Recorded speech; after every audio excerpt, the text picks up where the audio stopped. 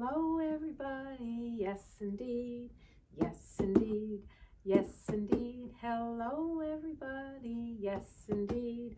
Yes, indeed, my darlings. Bump, diddly, bump, bump, bump. I brought my drum again. I like my drum. Do you? Yeah, it's Miss Kathie, ready to tell you another story. You know, we read stories about an owl the other day, and I have a favorite story about an owl that I think you might enjoy. It's about a dad and his little boy going looking for owls. Now, if you go looking for owls, you'll have to bring a flashlight because you have to look in the dark woods at night, right? Yeah, that's when you're going to find an owl, not in the daytime. And this little boy and his dad lived near the woods, and so they waited for a nice full moon. And that's the name of our story, Owl Moon. You see this here? This is called the Caldecott Award. If you see this on a book, it means that it was so popular that it won an award. Yeah, I guess that's why it's a favorite, right? And so it's written by Jane Yolen, and it's illustrated by John Schoner. Good illustrations, don't you think? Yeah, have you ever been in the woods? Especially at night. It's very dark in the woods at night. And that's when the nocturnal animals come out. So I want you to look closely while I'm reading the story and see if you can find some nocturnal animals that are hiding in the woods at night, okay? This book is called Owl Moon. It was late one winter night, long past my bedtime, when Pa and I went owling. There was no wind, the trees stood still as giant statues, and the moon was so bright that the sky seemed to shine. Somewhere behind us, a train whistle blew, long and low like a sad, sad song. What do you think that sounds like when a train whistle blows during the night? Ooh, ooh, maybe like that. They're going, it's winter, isn't it? I could hear it through the woolen cap that Pa had pulled down over my ears. A farm dog answered the train, and then a second dog joined in. Sometimes the dogs bark at night, don't they? They sang out trains and dogs for a real long time, and when their voices faded away, it was as quiet as a dream. We walked on towards the dark woods, Pa and I. See them walking towards the woods in the nighttime, in the snow. This is a winter story, isn't it? Can you see an animal? You have to look very closely because animals camouflage. That means that they look almost like their background, their environment. But if you look closely where my finger is, you will see another nocturnal animal. Do you know what that one is? Yeah, is a nocturnal animal also that comes out only at night. Our feet crunched over the crisp snow and little gray footprints followed us. Pa made a long shadow, but mine was short and round. I had to run after him every now and then just to keep up with him, and my short round shadow bumped right after me. But I never called out. If you go owling, you have to be quiet. That's what Pa always says. I had been waiting to go owling with Pa for a very long time. Why do you think you have to be quiet if you go looking for owls? If you make noise, it might frighten them away, right? We reached the line of pine trees, black and pointy against the sky, and Pa held up his hand. I stopped right where I was and waited.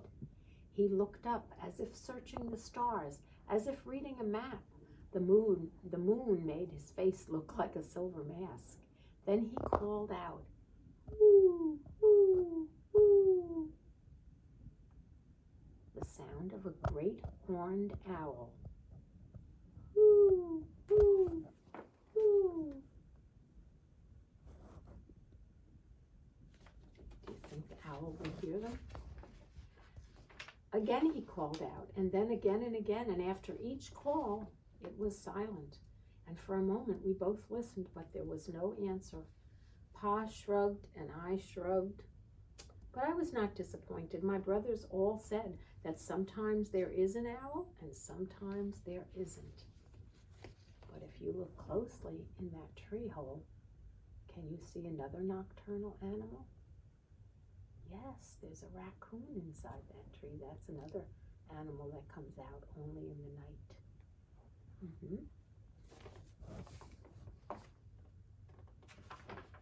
We walked on. I could feel the cold as if someone's icy hand was on my back, and my nose and the tops of my cheeks felt cold.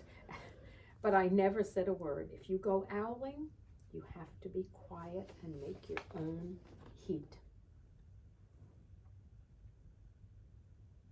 Very cold in the winter woods, right? We went into the woods. The shadows were the blackest things I had ever seen. They stained the white snow.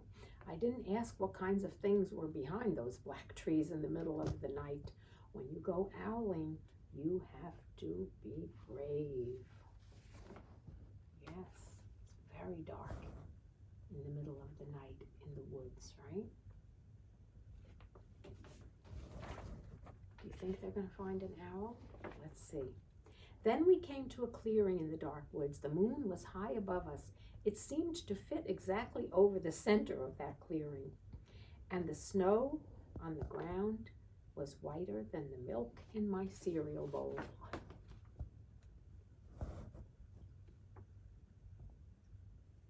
Winter in the woods.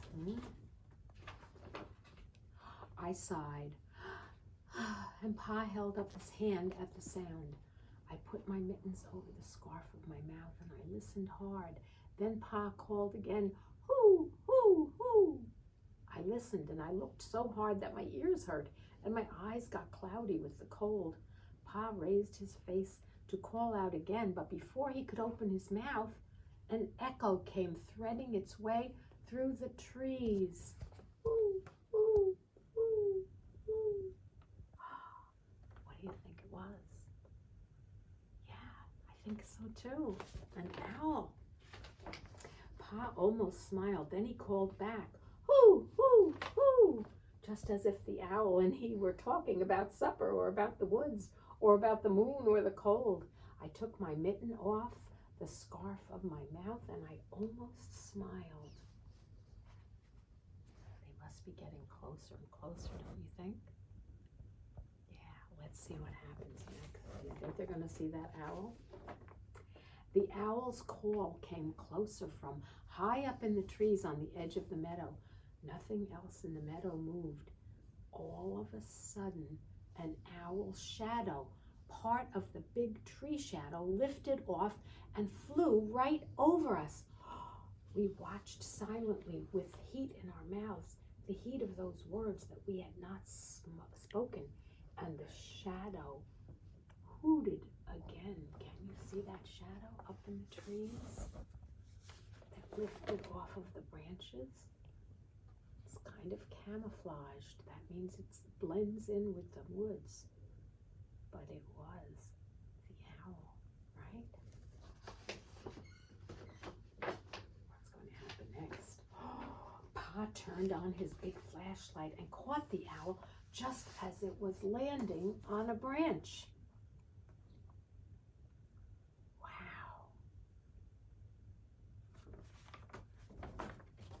It's huge. For 1 minute, for 3 minutes, for maybe even 100 minutes, we just stared at each other.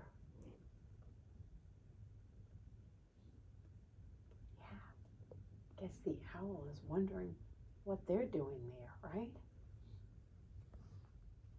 How exciting, huh? Yeah, a real owl in the woods at night. Then the owl pumped up its great big wings and lifted right off that branch like a shadow without a sound and flew back into the forest. Time to go home, Pa said to me. I knew then I could talk. I could even laugh out loud, but I was just a shadow as we walked home. Do Do you think the little boy is happy and the father? Yeah, they got to see the owl. When you go owling, you don't need words or warm or anything but hope. That's what Pa says. The kind of hope that flies on silent wings under a shining owl moon. Did you like that story? Maybe you'll go owling someday with your grown-up. You have to be very quiet, remember. But you can keep your eyes peeled because there are other nocturnal animals in the woods.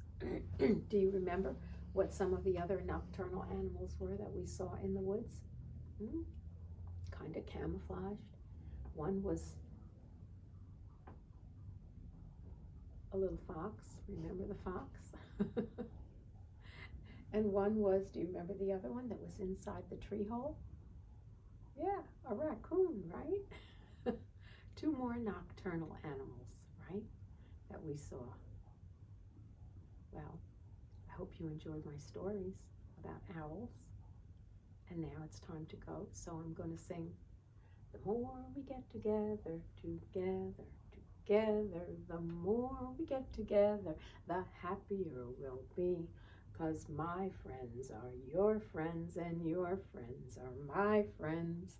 The more we get together, the happier we'll be. See you next time.